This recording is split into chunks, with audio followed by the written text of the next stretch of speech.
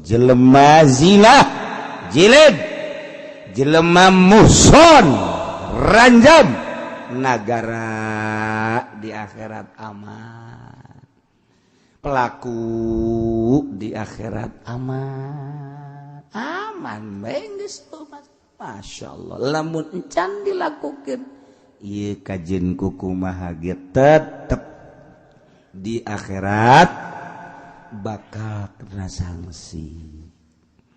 Aduh cenah kiai kula keur ngora pernah zina aju kuarikan menta jilid hese di Indonesia mah teu berlaku hukum Al-Qur'an kumaha istighfar bae. Auto mani ngagejeburkeun ka sumur bae kitu kula. Ulah bunuh diri tabangarana. Ulah tetep bae istighfar dengan di jero hati ya Allah ya Rabbi abdi tobat tina dosa zina.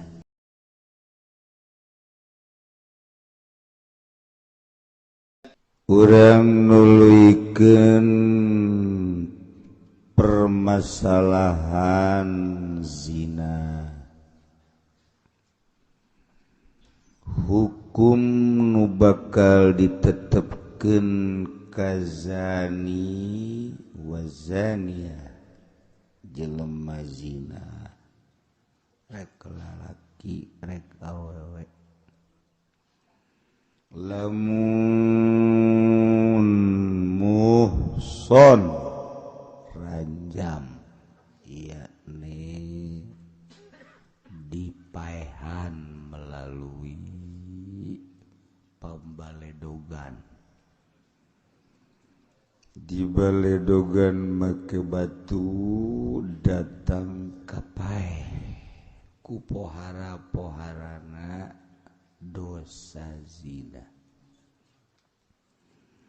lamun gur muhson merdeka 100 jilidan haju dibuang supaya ulah aya di kampung eta sebabnya termasuk sampah manusia lamun abid 50 rangketa jadi jelas hukum nu geus diturunkeun kudu nyieuna yakni Allah seperti eta kuari eueuh nu ngalaksanakeun sebagian masih aya keneh di negara-negara luar tapi di urang mah lantaran bentukna negara demokrasi jadi hukum-hukum kos kitu teu dilakukeun hukum kos kitu teh lain berarti haju selesai ke di akhirat bakal berlanjut. Ditanya pemerintah kunaon teu make hukum eta terserah kejawabanana di hareupeun Allah kuari mah atuh babari bae tidak manusiawi lah dan lain-lain sebagainya nyana make hak asasi manusia salah wallahu alam nu jelas seperti itu teu make Al-Qur'anul atuh padahal mah negara nama demokrasi mangga bae dalam pemilihan tapi hukum-hukumna laksanakeun jata mah dijieun ieu ku urang di DPR ayo diperkuat jadi bengke aya undang-undang negara demokrasi tapi undang-undang zina undang-undang ulah zina andai kata zina dikenakan hukuman ranjam atau had rapi negara numpang heula kenan pejabat-pejabat di para raehan dianyana nu zararina tuluy nu sarugi pengusaha-pengusaha nu sok ka hotel-hotel tuluy masyarakat asana saparo negara paeh kabeh deris we tepat disareksek teuing adalah legangeuna tah ieu teu dilakukeun sabodo terserah Pak RT we teh mah cek RT teh ai johon teu naon teu RT gaya di jero nangan RT mah teh nyaho lapor ka lurah, lurah lapor ka camat, camat ka bupati, terus we ka luhur sampai ke presiden urang. Ayeuna anu terkecil sedunia. Iya, Presiden Jokowi kena kembali ke DPR, ke MPR, kabehan. Mararaksu drek negakeun agama di negara urang eueuh maksud sebab negara urang mekat tumpangan ku negara luar. Ulah ngomong-ngomong agama mentak di pendidikan geus eueuh agama sengaja mentak sakieu geus eueuh ti SD keneh datang ke SMP SMA kuliah eueuh pendidikan agama geus dicabut dikikis tetapi Allah ngersakakeun di Indonesia memuasi keneh agamais ciri beragamana sanajan ulin ka Ancol waya salat bae ulin ka Karang Bolong wayah salat bae di rest area pinuh maghrib isya nu salat tandakan salat keneh bingungeun urang barat urang Amerika ieu kok salat keneh bae padahal ti SD ti SMP ti SMA terus eueuh geus pendidikan agama diteliti ku nyana pondok pesantren ngeuweuhkeunana hese pondok pesantren hiji-hijina kuari diteroriskeun terorisme eta teh deuk ngeuweuhkeun pondok pesantren maha kawasa Allah di Indonesia mah atuh tetep bae ulah nyaritakeun khusyuk salat bae heula ulah nyaritakeun khusyuk penting asal ungkeg-ungkegan bae heula geus alhamdulillah sakitu ge geus kulawa sok muji syukur ja eureun di rest area sarolat sanajan teu marake kopiah geus deureus-deureus keneh berarti kana inget keneh ka Allah deureus keneh deureus sakitu mah tuh engke mah asana salat teh kitu make mau kena asana tapi sarolat ke dan tepi ka antri unggal rest area eta kan jadi pusat perhatian orang luar. Ieu geus dicabut ti SD keneh musik keneh lekat. Muludan geus diharam-haram geus dibid'ah-bid'ah weuy muludan terus. Rajaban geus dibid'ah-bid'ah weuy terus bae. Sia-sia aing-aing. Di Indonesia geus kos kitu bae. Teh lain sambarangan. Meureun aya pendidikan para aulia Allah anu ikhlas anu masih keneh ku Allah ditingali diperhatikeun. Nah iyalah urang hirup di Indonesia muji syukur nikmat jasa. Pang nikmat-nikmatna jajak ulama hirup di Indonesia dibandingkeun jeung di Singapura loba aturan-aturan stres hirup di Singapura aturan cai kurang kadengena doang Singapura hebat datang ka ditu saminggu teu kuat di Malaysia sarua bae, di Thailand sarua bae, Korea sarua bae, orang datang ke Yordan mahal kitu cai aqua 50.000 di Yordan lebih mahal deui asta 50.000 sabotol leutik mantap ka ditu titilok-tatilok ngarinung ulah-ulah nginum geus lah mahal tapi orang Indonesia mah teu kitu dibere lapang dada mahal tinggal mahal beli pokoknya orang Indonesia mah enekan gitu mahal los beli bae pokoknya satungtung boga duit teu boga duit paling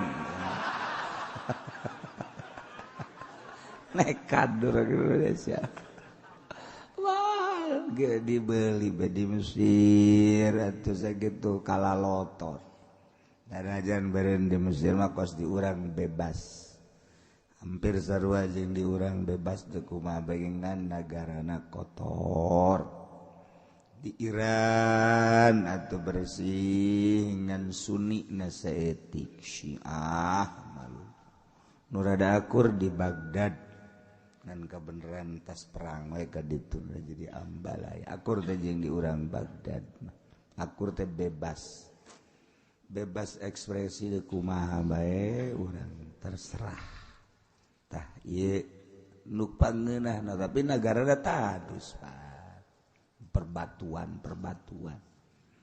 di urang mah masya Allah melak pare jadi pare melak cau jadi cau melak awi jadi iwung hebat di urang geus pokona ya Allah geus geudaheun aju eueuh doktrin ketentuan kewajiban eueuh deuk dahanon deuk digawe los henteu los di negara encan wajib militer di urang mah deuk digawe los teu los paling ya teh jadi digawe boga duit teu digawe teu henteu paling atuh sia digawe ribut jeung pamajikan ai teh digawe ribut sakitu doang jeung negara geus urusan di urang deuk tani los deuk kumaha los ieu kos di sorga di Indonesia ngeunaheun deuk salat los henteu los ngeunaheun hukum tapi ieu urang di jero negara demokrasi lain negara Islam tapi syiar Islam sadunia mah kuari teh geus termasuk sadunia pangmunculna masya Allah pangdamaina sadunia pangmunculna syiar Islam sadunia Indonesia geus lain nasional di dunia masya Allah masjid urang di Yordan dikunci teu meunang ke dibuka zohor 1 jam kunci deui buka deui asar kos kantor masjid kos kantor isya buka tutup ya Allah di negara Islam masjid teu bebas sangkileung di Mesir ge sarua bae kunci di Indonesia mah hayu sia ada kiih ngising di masjid los bebas uri kunci di urang masya Allah DKS palingnya diperhatikan doang ku DKM na orang mana ya asana ti isuk datang ka sore datang ka isuk deh HSB budak ya dana apa henteu budak paling ge urang ditanya lamun geus jelas karak urang dik cicing dinya los atuh dik balik bebas jasa di urang masya Allah datang ka make cai masjid nus jang disadiakeun jang wudu jang mandi nek salat jang wudu dipakai mengumbah mobil eta pan haram sebenarnya pan eta malah mah kiaina nu make ustadna tolol bebas di urang make aturan ada di akhirat engke je cai masjid mah wudia disadiakeun jang ibadah wudu aya WC jang bebersih istinja ngaranna besi boga junub dek salat jang mandi atuh ai jang mobil mah eueuh di dinya jang mobil mah tilok salat atuh motor tilok pakai dagang segala doraka sih mal berkah kajian hukum aja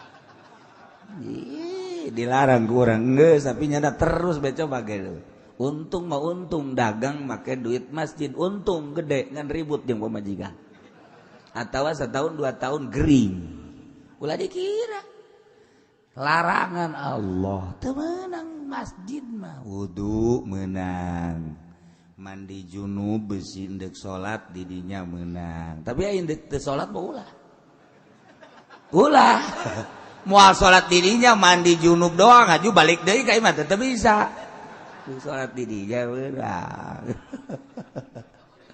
oh mantap sih ada tanya masjid wakos kitu caina teu meunang dipake sambarangan geus dijelas-jelaskeun ku kiaina unggal masjid ge teu narurut kabehan kunaon kiaina ngumbah mobilna make eta kiaina tolol tak iya bakir carita bebas maksudnya di Indonesia mah kok bebas jasa Masya Allah tunggu masalah bakir carita nikmat hirup di Indonesia cuaca di luar negeri mun panas mun tiris jasa tapi di Indonesia mah Masya Allah jam 11 berang waktu ereng-erengan mun di luar negeri mah jam 11 jam 12 di urang mah kerek atuh kerek bisa es jahana pentangkal mede Masya Allah sorga jasa di urang ya Allah aduh mal aya tanding negara pang subur-suburna pang mamurna Indonesia pang damaina sadunya ya sadunya Indonesia pang luhurna syiar agama kuari Indonesia terbanyak pengajian sadunia Indonesia terbanyak maulidan sadunia Indonesia terbanyak serajaban sadunia Indonesia haul terus dibidah ke kuwahabi haul baik anjing di haulan kuna siang haulan anjing kula cenah paeh aduh teringat bae haulan gunyana ilaruhi anjing bopi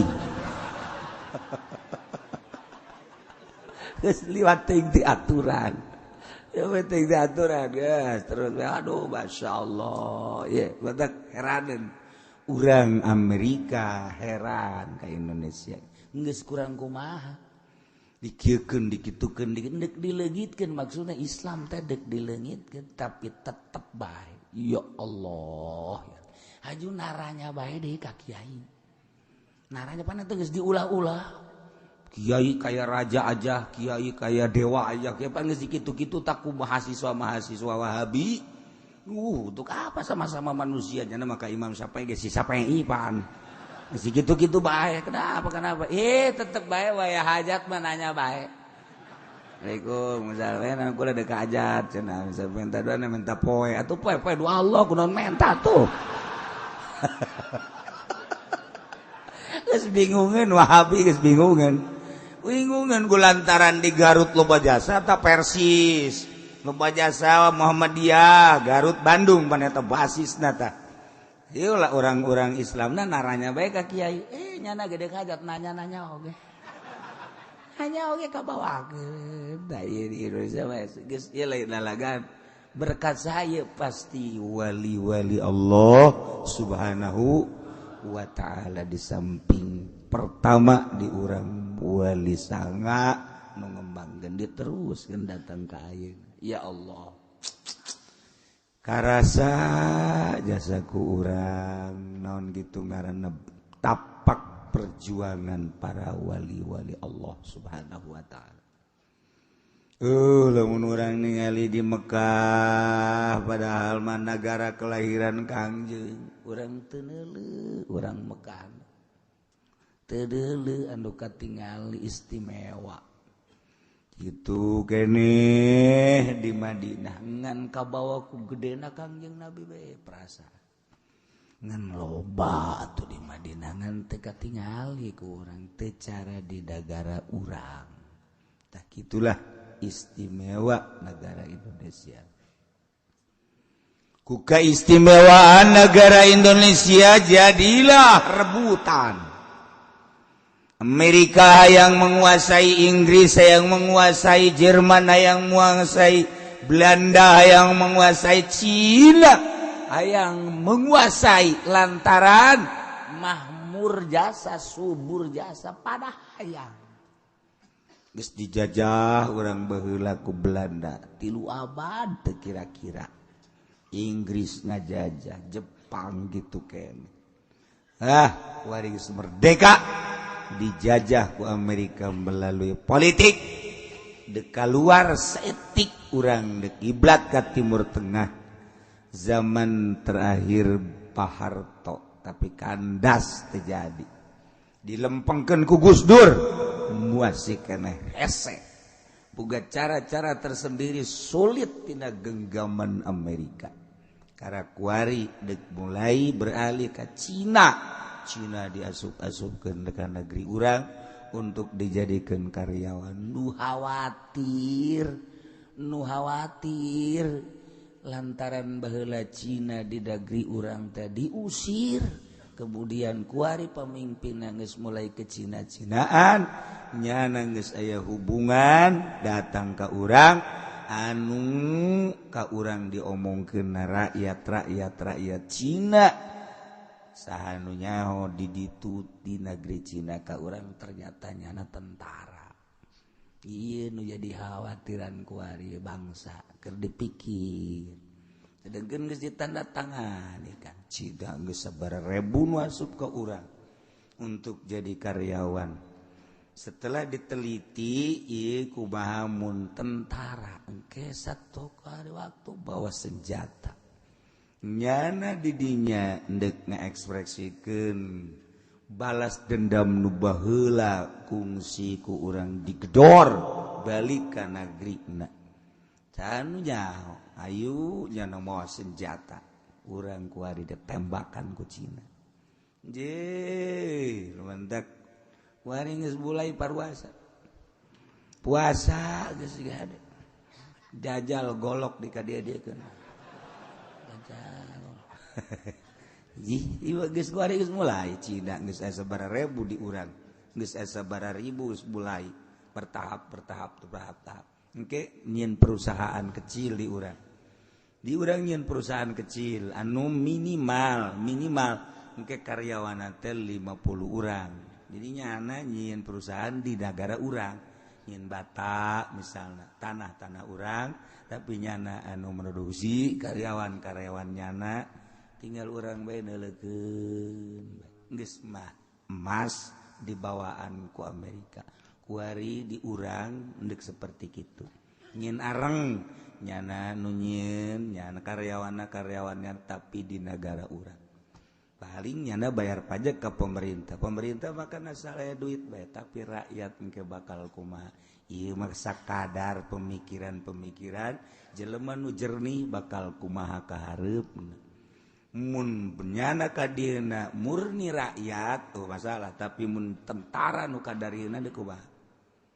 ayo deuk kumaha tuh eta serban dia pake kahayang kuari dua anu nyakelan negara urang teh Amerika jeung Cina ayo terus urang deuk ka mana ayo Wahabi diasupkeun supaya Islam hancur, Syiah diasupkeun supaya Islam hancur, eta teh melalui politik Amerika diteroriskeun supaya ulah aya Islam.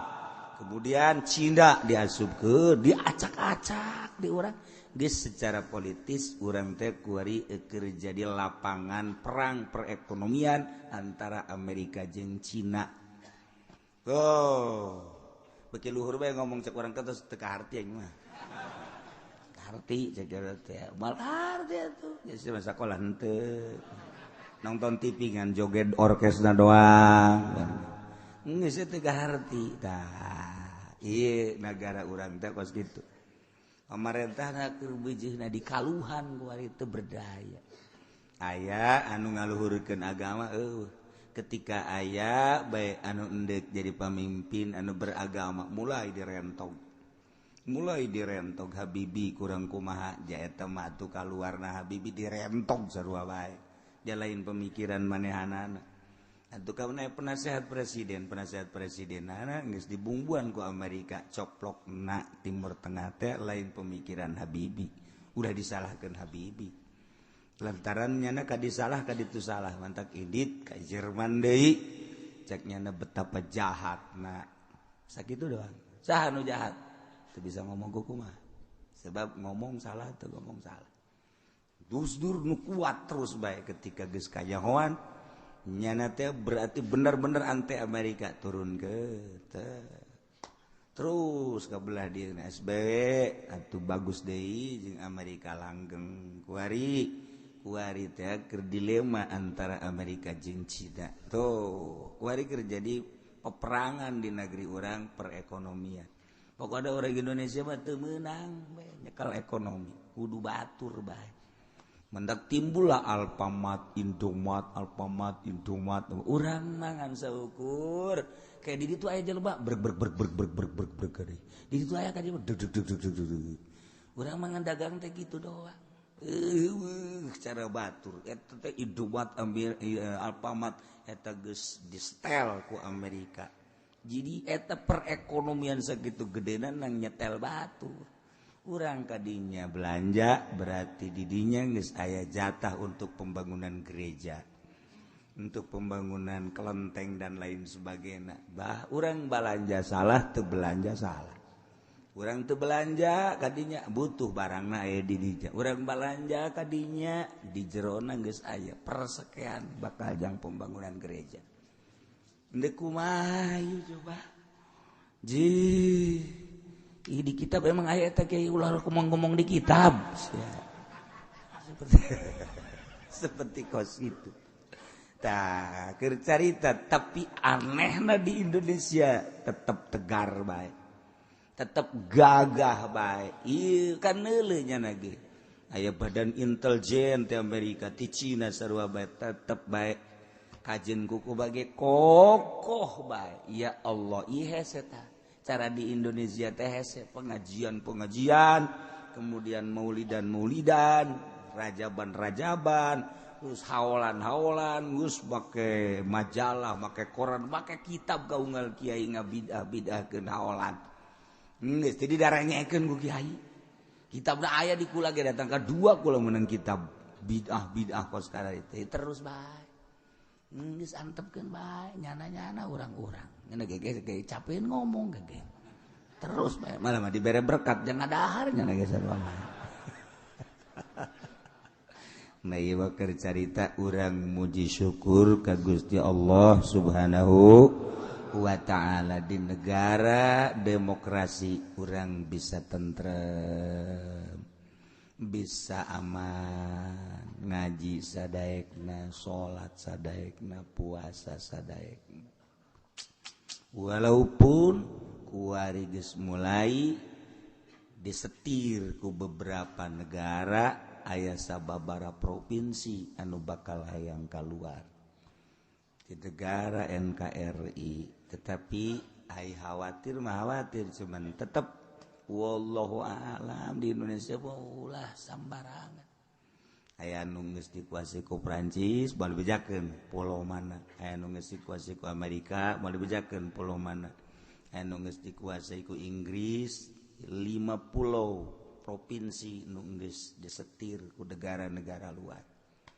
ye baheula Bung Karno mangahijikeun ti Sabang sampai Merauke tapi nu arayeuna mah malah henteu kalaluar tinggal dikembalikeun deui baheula hebat amat zaman Bung Karno kurang kumaha kiai ngaharariji jeung pamarentah ngahijikeun negara Republik Indonesia tapi kuari deuk kalaluar motifna naon pastikan motifna dunia nu teu kabagian tokoh-tokoh nu teu kabagian mantak daon atuh ngahiji deui set cara kamari ribut di Indonesia ribut gede lain ribut leutik eta teh hampir acak-acakan negara dibuka urusan pripot kajahoan kabeh salah kumpulannya na internet di gedung nu tertutup ulah sampaikan ke orang hancur-hancuran mulai membaik tak berarti kan di jero nama membagi lah kajen kuku bage ngan masalah ge sepenting ulah ribut kan ya orang mah atuh nyana babagi orang moal kabagian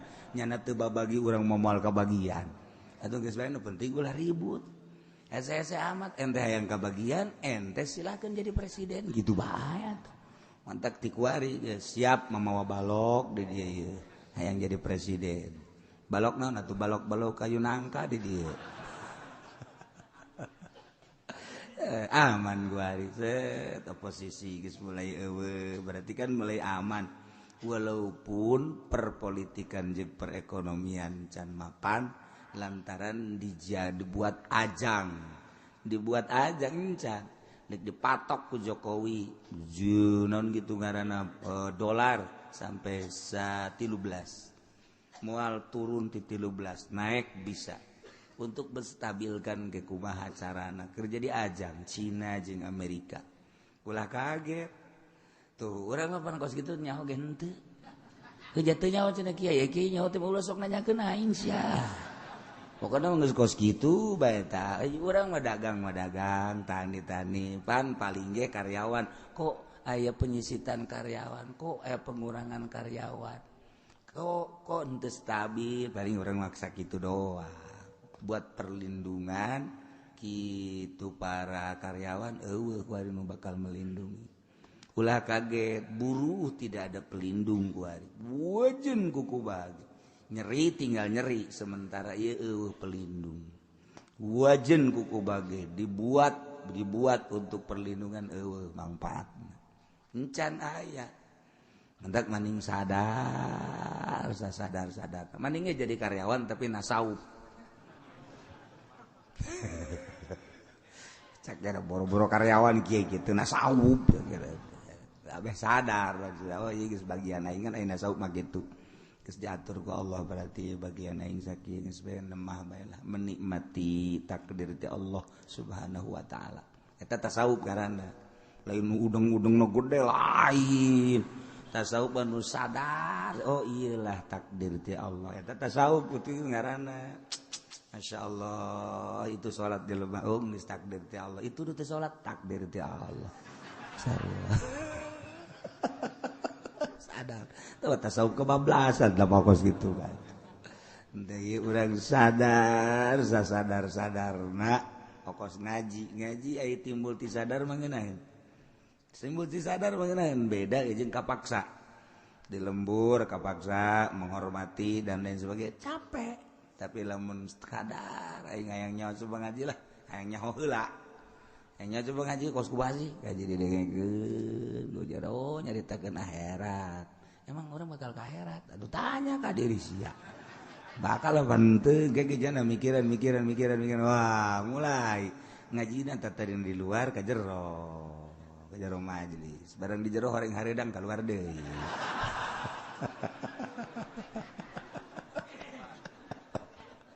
jadi aing ku ngaji bae jadi jaho lantaran deka Allah teh kudu make lempang ka Allah ibadah ngaranna aya wudu cara wudu kumaha ku ngaji nyaho aya salat cara salat kumaha engke ku ngaji kan nyahona cara puasa cara puasana kumaha make hajina kumaha sedekah cara sedekahna kumaha kan ngeunah maca Quran cara maca Quran nu bagus ku ngaji makan ngeunaheun ulah cara pemerintah zaman Pak Harto ngomong nakosu bener tapi teu bener.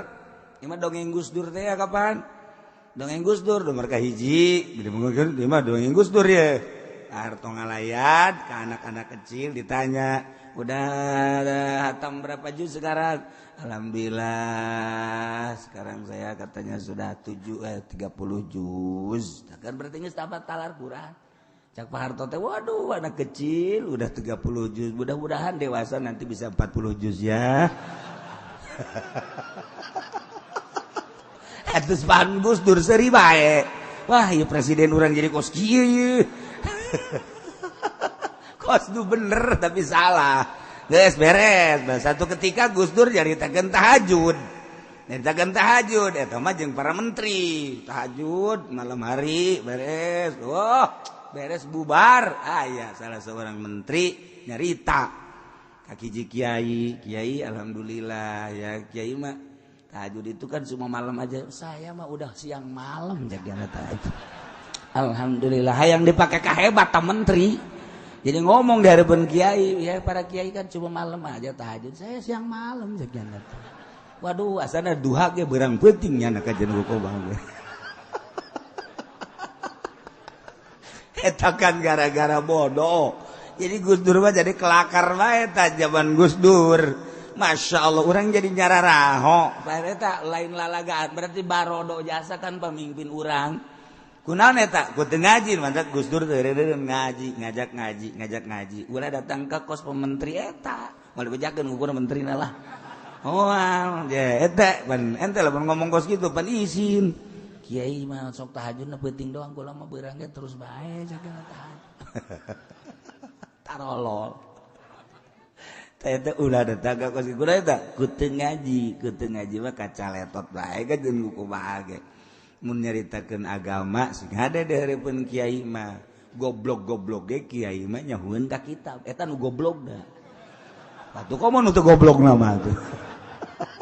Sahebat-hebat nanyana nu tilok ngaji kajian hebat atuh ngaranna ge tilok ngaji kepleset bae urang ngadengkeun ceramah anu teu masantren ieu kacaletot loba bae ulah kiai-kiai artis ulah loba nu laporan ngakalu masalah timur atuh teu ngararaji sangkilem agim bae ge lantaran ngajina lain teh budak pasantren mun kurang dilenyep-lenyep loba kepleset lobangan atuh geus teu jadikeun masalah lain nyaradaikeun dakwah mah tapi kepleset pada hari-hari mukti mah baheula satu kali kepleset ditegor kan ku kiai waktu di Subang hajunya da eureun oh salah saya berarti deureus tah bakat deureus tah eta kan pernah ditegor rumanta kajeureut eureun hari mukti teh kapan urut waduh penyanyi rock Indonesia eta hajunya ada jadi kiai itu kiai oposan ban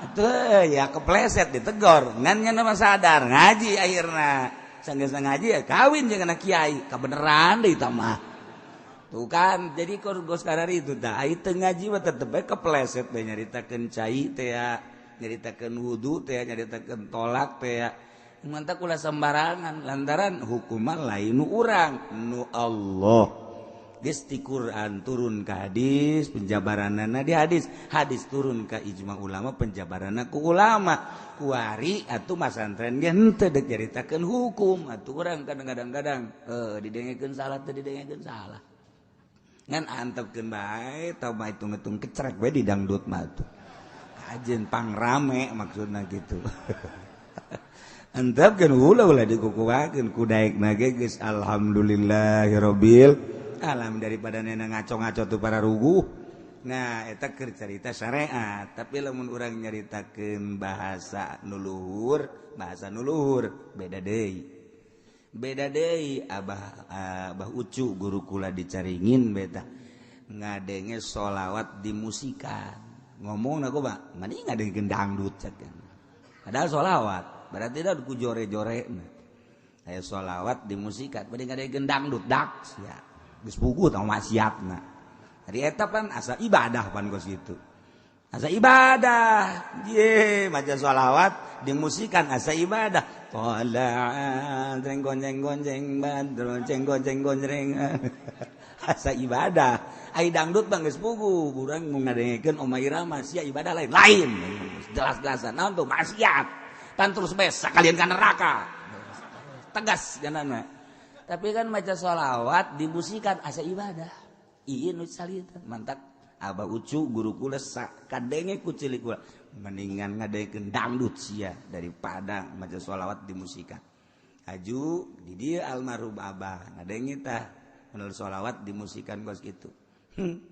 Seserian we ka Abah teh. Naon bedana jeung dangdut cek gara teh kos kitu. Oh atuh akur bae berarti. Tapi cilik urang mah ngeunaheun bae. Maksudna dangdut ngeunaheun, sholawat ngeunaheun. Atuh geus, celi urang memang kos kitu meureun ceri neraka meureun.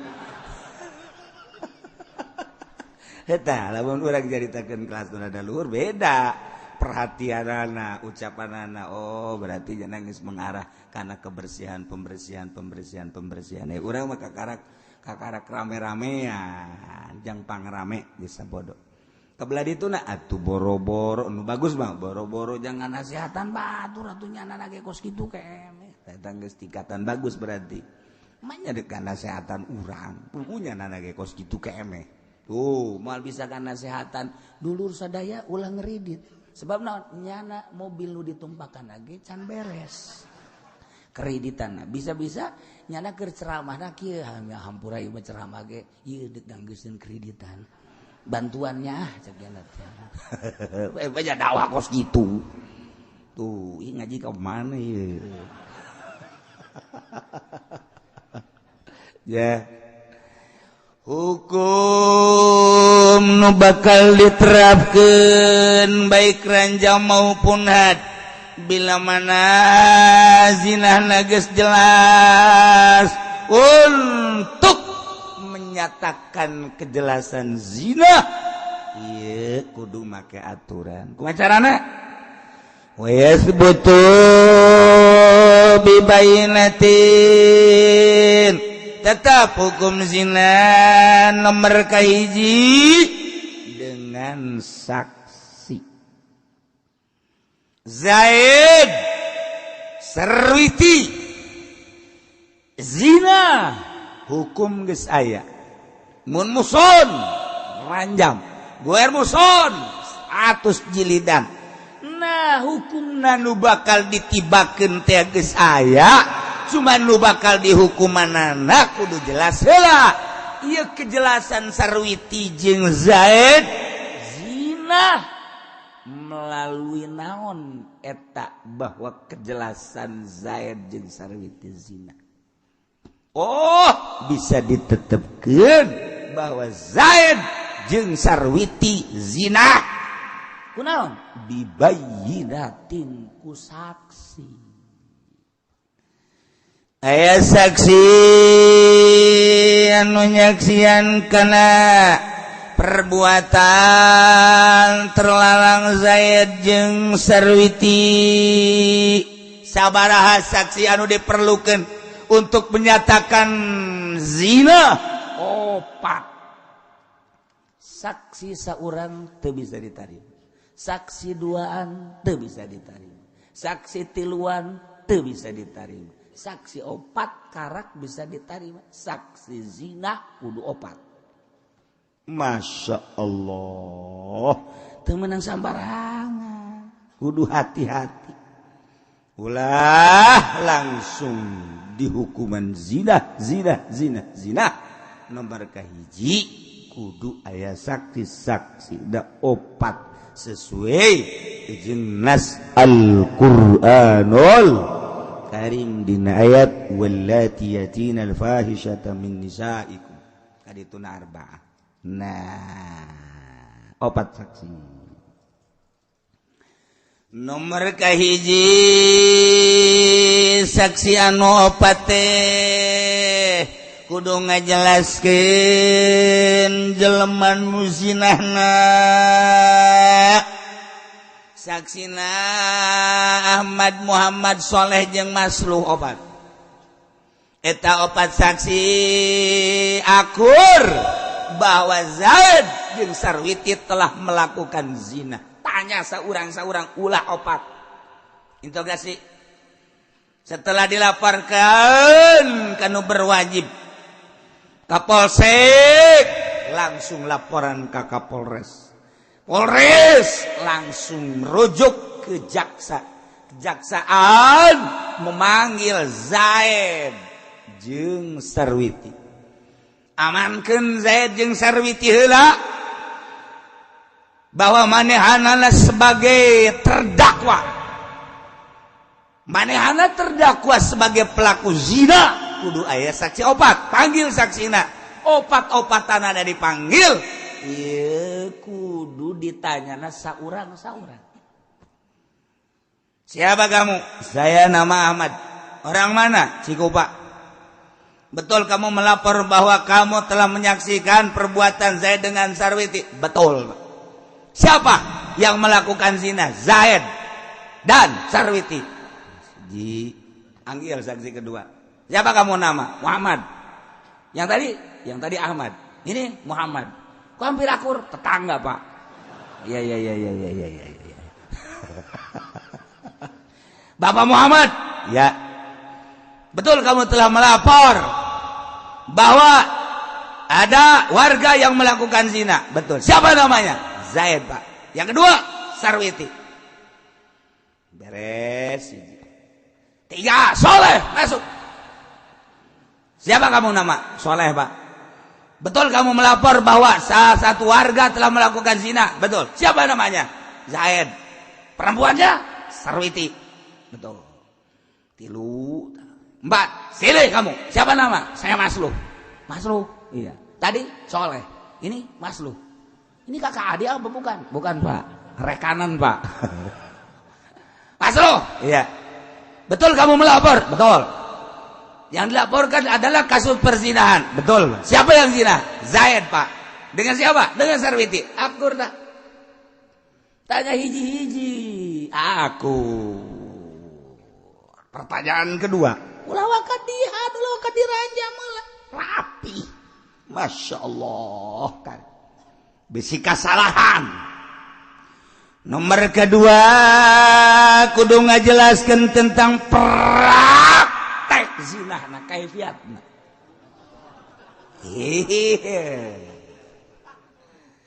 Anggil deui, nu tilu di kamar. Kamarna misa-misa. Ahmad, masuk. Pertanyaan pertama bahwa laporan kamu telah diterima dan dilaksanakan integrasi bahwa kamu ini telah melaporkan yang melakukan zina yang bernama Zaid dan Sarwiti. 4-4-nya sama, bisa diterima.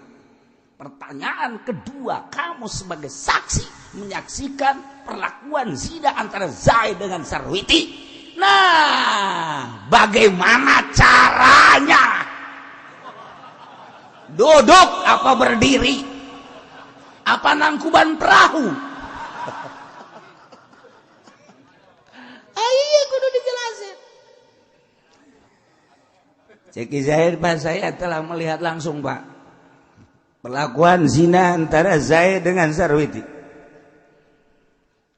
Jangan macam-macam kamu. Siapa tahu dia cuma pelukan saja. Kalau pelukan kan bukan zina, itu cuma sekedar pelukan. Siapa tahu barangnya itu cuma disempilkan di paha. Aduh, aing jadi jaksa puyeng dia.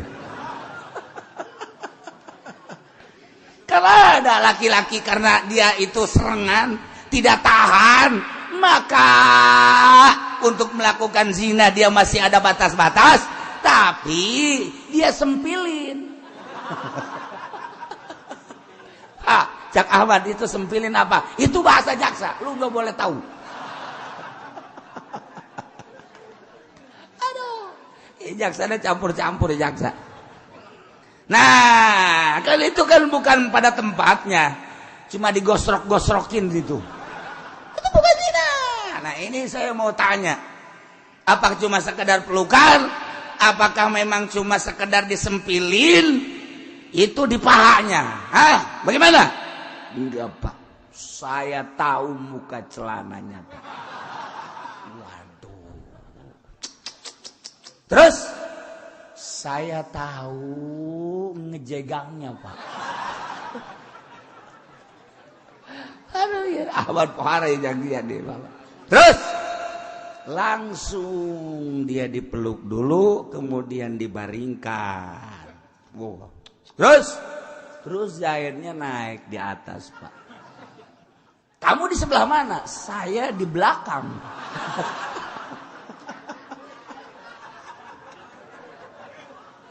Aduh. Jadi kamu tahu ngelihat itu masuknya benda-benda antik tuh. Tahu Pak saya tahu benda itu masuk kalau mau diibaratkan percis seperti benang masuknya ke lubang jarum. Wih, pohara kamu. Apa itu pohara, Pak?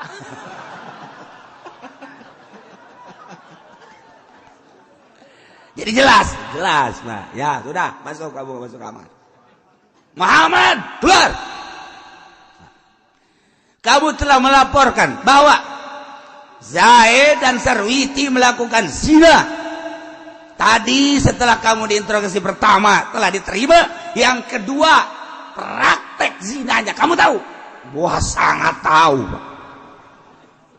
Jangan dikira jangan main-main. Ini nanti kalau tidak terjadi, hukum akan kembali kepada kamu. Siapa?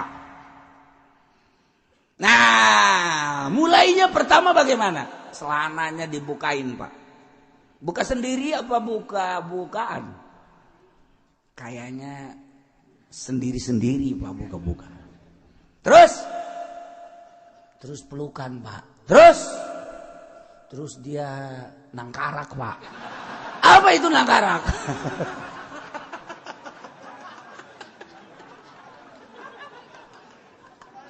Saya nggak paham.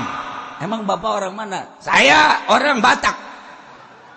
Jadi nggak paham nangkarak. Ibu apa nangkarak?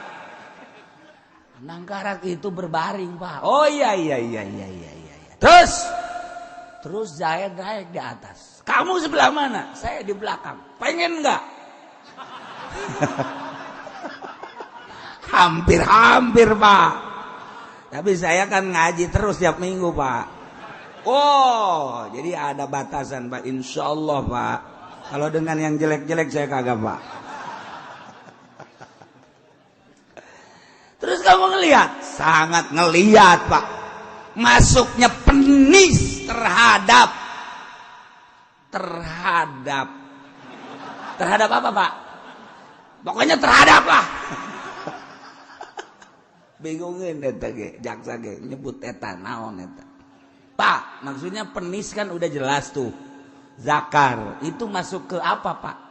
Lu yang tahu. Apa itu, Pak, maksudnya? Itu saya harus jelas dulu pertanyaan. Memek.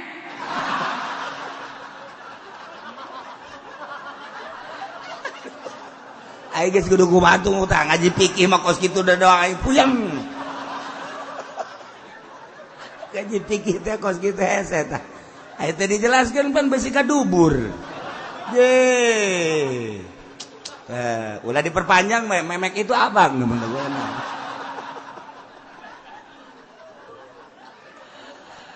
Eta ngaji fikih teh kos kitu. Eta hese. Jadi hakim kudu jelas-jelasan. Nanya aku udah jelas. Jadi kamu ngelihat. Bagaimana ngelihatnya? Percis seperti itu benang dimasukkan ke liang jarum. Terus ya digitu-gituin, Pak. Ya udah cukup. Masuk lagi kamu kamar, masuk kamar. Soleh, masuk. Keluar Soleh. Kamu telah melapor bahwa Zaid dan Sarwiti melakukan zina. Aku tanya namanya Zaid dan Sarwiti. Telah aku terima pertanyaan pertama, kamu lulus. Pertanyaan kedua, praktek zinanya. Kamu tahu? Tahu, Pak. Bagaimana caranya? Awas, ini jangan main-main. Jangan cuma karena pelukan saja kemudian kamu lapor bahwa dia zina. Itu tidak boleh. Dan jangan kamu sangka bahwa ini cuma nyelipin doang. Siapa tahu itu penisnya cuma diselipin saja di paha. Lantas kamu anggap bahwa itu zina. Ini jangan main-main. Waduh, orang Batak dia jaksana. Ya, tidak, Pak. Saya melihat langsung, Pak. Praktekkan bagaimana? Ceritakan tentang prakteknya. Mulanya dia buka celana, Pak. Terus dia celentang, Pak. Udah celentang, berbaring, terus jahitnya naik, Pak. Terus naik, Setelah naik dia lakukan. Berada di mana kamu saat itu? Belakang, Pak. Jadi saya langsung melihat persis, Pak. Langsung masuknya persis. Setelah selesai kamu tidak ikut? Tidak, Pak. Kepengen? Ada di rumah, Pak. Udah, benar. Jadi ulah sembarangan. Itu sembarangan langsung diterima. Sebab iya kan urusan ranjam, Pak. Kan? Tetap kudu teliti. Selamat. Yang keempat terakhir. Mas Lo.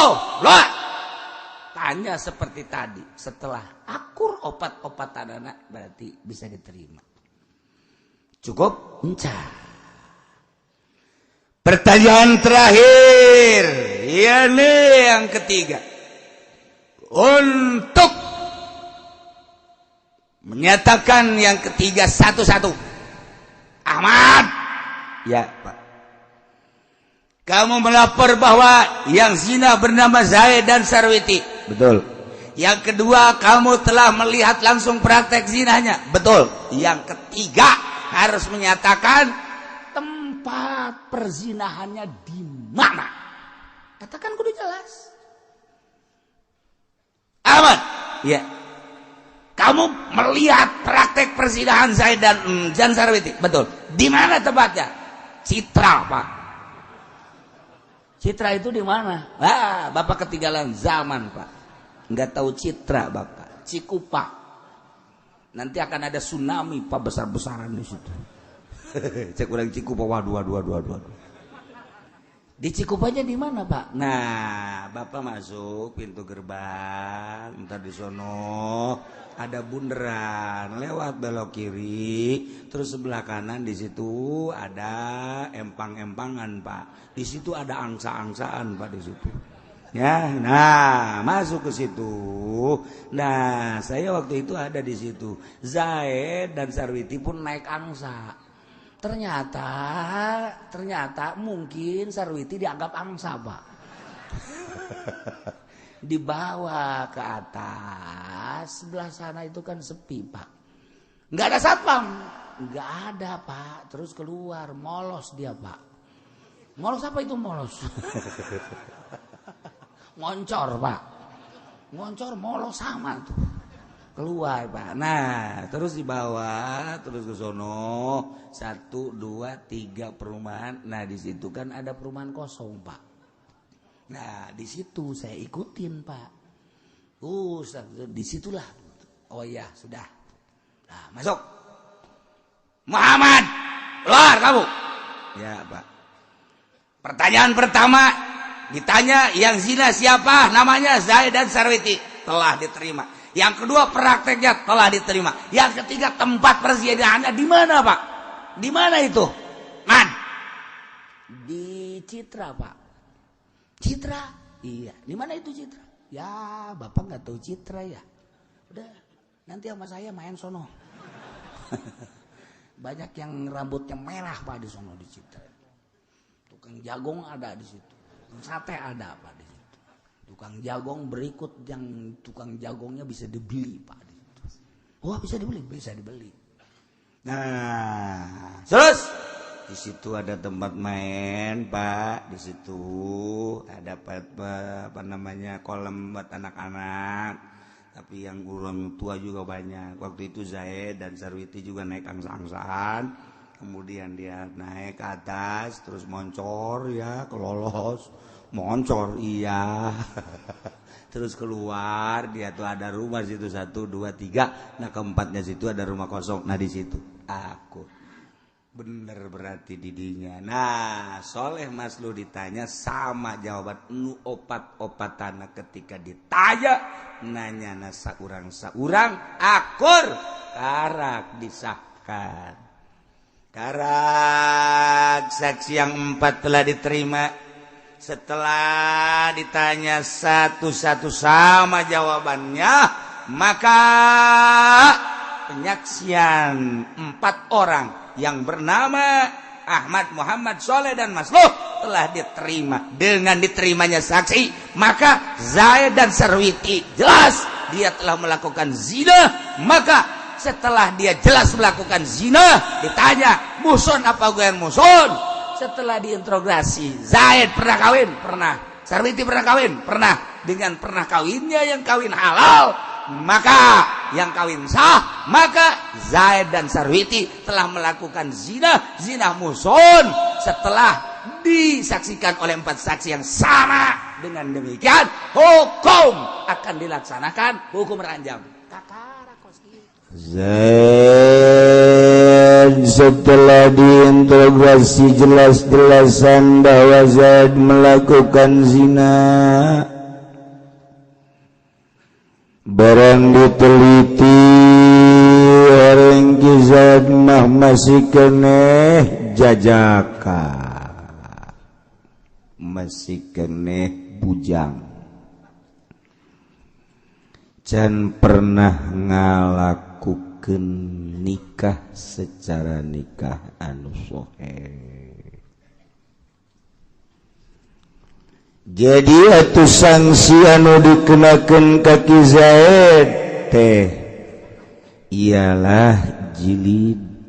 Masya Allah, berat zina teh. Gusti sampaikan ka kudu digebugan, nu zina teh lain dikawinkeun. Tuku hari majelema zina katerawag ku RT dibawa ka desa, aju panggil ibu bapakna ditikahkeun. Batu cak nu sejen aing ge endeuk ah. Salah gak hukuman. Lain ditikahkeun dijilid kuduna. Masya Allah. Ialah hukum cak Allah nunyin langit bumi katut esina. Lamun urang nuturkeun hukum Walanda nu bergulir di negeri Indonesia, pertiwi ieu adalah HAM. Tuturkeun ku sia HAM moal eureun-eureun acak-acakan. Jadi orang masih kena mempertimbangkan pri kemanusiaan, hak asasi. Mangga bae atuh masalah indekos kitu masalah ridho atuh pek bae di dunia mah aman-aman bae ngan can selesai urusan. Oke, di akhirat diselesaikeun. Dipayunin Allah Rabbul Jalil nukuari terselesai permasalahanana kayaning mabok teu dijilid, zina teu dijilid, ke bakar diselesaikan jaga di akhirat wabeh bakal disidang. Iya tuh gitu batak kiai mah di mamana ge ngocoprak bae. Besi di akhirat katanya, besi di akhirat katanya sakitu doa. Mantep kula bung katanya nyana nu ngeunah aing nu disiksa. Teu kira-kira dak insyaallah. Haji Uci maju. Cak malaikat. Oh aing pan beureum ngageter-geter. Naon malaikat? Nyaon teu bahwa di kampung pondok aya nu zina? Cilongok mah. Aduh, Masya Allah. Jauh. Pernah diusulkan henteu ke pemerintah? Pernah. Iraha abdi melalui pangaosan. Kunaon henteu langsung usul ke pemerintah. Pemerintah ge negara haji ieu malaikat. Poe Minggu DPR ngaji, camat ngaji, bahkan utusan bupati ge aya ngaji ka dieu. Komo tama lurah RT mangara rajingan ngajina di handapeun tangkal Ambon. Masalah, masalah. Jaga raji ye sebagai usulan ti abdi. Ngajelaskeun tentang hukum Gusti. Saha saksina? Haji Makmun. aman jadi kula tuh. Masya Allah, tak orang di akhirat lah di dunia mah sakedeung hirup itu. Teu boga-boga amat beas, sapoe dua poe paeh paling ge. Teu dahar sababna. Tapi kan di akhirat bawa paeh. Masya Allah, hirup anu terus abadal abidin wa amadal amidin. Eta nu di pikiran kuari malah sapira kuari atuh sanajan sehat bae ge sehat bae Pak Harto mah boga dokter khusus ya nama tuh dokter pribadi japaeh bae sarua mah sugih aya di nya gagah ejina di nya jabatan aya di nya japaeh aku komosia RT tah mah geus leuwih ti paeh koit tah mah ya Allah iya maksudnya ada iya inget ka diri urang bakal paeh ulah sok komoan Zaid dikenakeun sanksi jilid 100 jilidan begitu rek dilaksanakeun Zaid akan dilaksanakan jilid akan dilaksanakan terhadap Zaid pada hari Minggu. Masya Allah. Sabtu nyana gring dibawa ke rumah sakit serius gering nyana menurut medis benar-benar gering. Tayyiki Zaid anu bakal dilaksanakan jilid isuk poe Minggu Sabtu gering apakah kudu dilaksanakan baik menurut aturan agama wa yu'akhkharul jildu limaradi tangguhkeun hukum jilid ku gara-gara gering. Cek coba DBD. Masya Allah geus teu daya teu pe ulah ka di jadi ai hukum kieu nama hampir akur di urang rek di sidang gering ulah ka di sidang ke kena cager heula Soeharto asal dek di sidang gering asal dek di sidang gering atuh teu di sidang urang nyaho natinyana tah waktunya nandek di sidang ke gering cek dokter kedek di sidang deui gering deui eta si bener tante gering nu jelas bakos kitu beta asal gering teu akur wa yu'akhkharul jildu limaradi tuh lamun gering na aya harapan bakal cager model panas model nyeri sirah riut influenza eta bakal aya harapan cager sebab besi pae kan ieu mah jilid teu datang ka pae jilid mah jadi ulah ku gara-gara dijilid ajunyana paeh tanggungkeun heula kumaha lamun ditingali ki Zaid ieu mah geringna teh harapan cager kaya ning setruk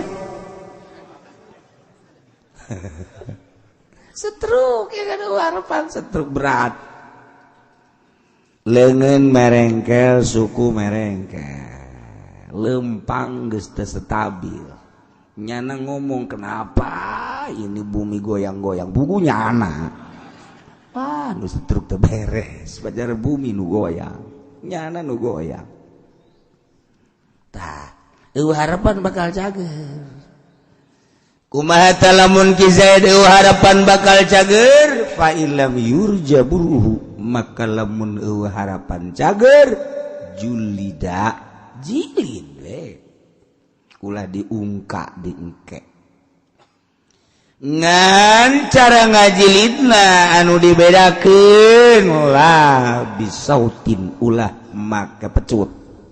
Jilid jeung ranjam kan beda. Ai ranjam mah make batu sagede kieu. Terus saya diberihan kena paeh datang ka paeh ranjam. Ai jilid makan make pecut. Jadi jelemana di talian ieu na ka dieu terus dikaluhurkeun ieu sukuna di talian supaya ulah bisa lumpat dia dipecutan 100 saiji 2 3 terus datang ka 100 tah eta ngaranna jilid. Kumaha lamun jelema gering Zaid kaayaan gering jilid bae ulah lamun memang aya harapan cager ketika harapan cager kaya ning stroke dan penyakit-penyakit lain anu sulit cager jilid bae ngan cara ngajilidna ulah make pecut kubatuh bal bi'iskalin alaihim mi'atu guslin balik kudu make manggaran nu di manggaranana aya 100 pangpa.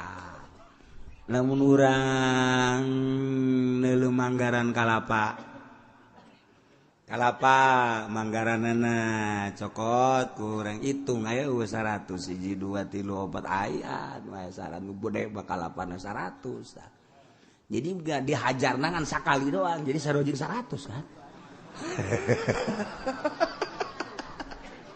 Masya Allah ya agama adil biasa ya adil lantaran gering iya geus jadi neangan manggaran kalapa 100 etana jadi ngahajar sakaligus berarti sarojeng 100 je mantep biasa kan ya Allah ya Rabbi.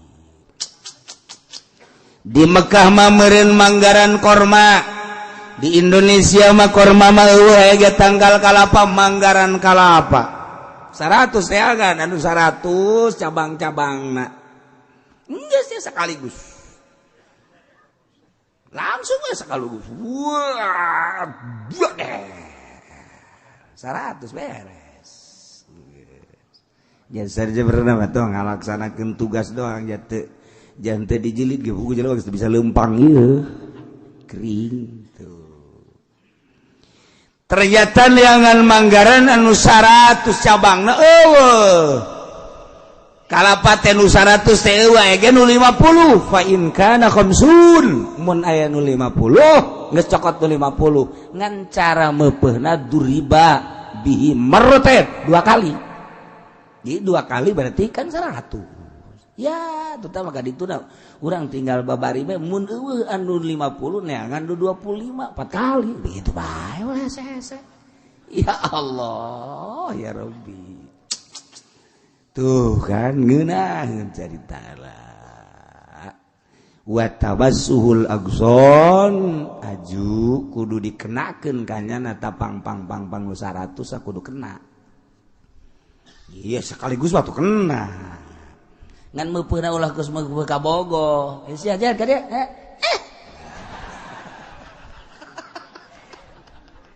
Tah karena meupeun ka bogo, ja ka bogo nu sok kitu mah nyiwit. Nyiwit teh kena sadeuh gitu doang. Eta nya nyiwit sayang ngaranna. Sayang. Dasar tukang bobogohan meureun sia menyararaho. Aing ge neuleuh disia sebenarnya mah.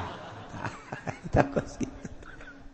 Taya meupeuna ulah kos itu tetep kudu tegep meupeuna mah kudu tegep. Atawa nu meupeuna boga panyakit bengek atuh moal beres. Moal beres atuh ki Zaidna bengek, setruk nyana koplega moal datang atuh. Kudu anu biasa algojo. Biasa. Masya Allah. Ini diatur ku agama.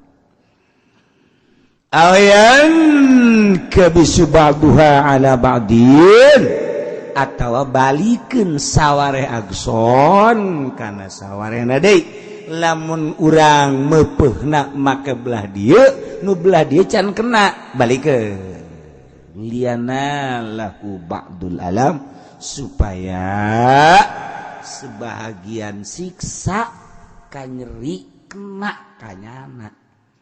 Jadi lamun tema 100 belah dia mah kena belah dia teu balikeun kurang atau dibagi 2 kurang 100 teh ieu manggaran 100 belah 2 set di sabelah ieu pepekeun ketinggal sabelah deui.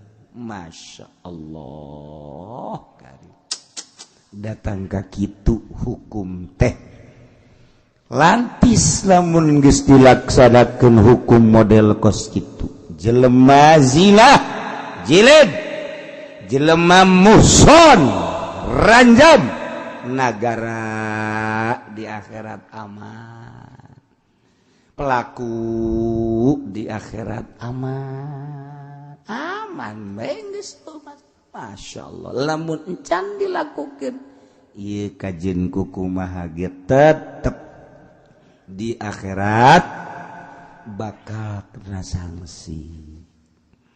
Aduh cenah kiai kula keur ngora pernah zina aju kuarikan menta jilid hese di Indonesia mah teu berlaku hukum Al-Qur'an kumaha istighfar bae. Auto mani ngagejeburkeun ka sumur bae kitu kula. Ulah bunuh diri ta bangarana. Ulah tetep bae istighfar dengan di jero hati ya Allah ya Rabbi abdi tobat tina dosa zina. Andaikeun di Indonesia pamarentah ngalaksanakeun hukum ranjam hukum had abdi bade masrahkeun diri Gusti moal isin-isin moal sieun-sieun kulantaran abdi hayang lantis jaga di akhirat embung mawa dosa sasir-sir acan balik ke akhirat sieun abdi ku siksa Gusti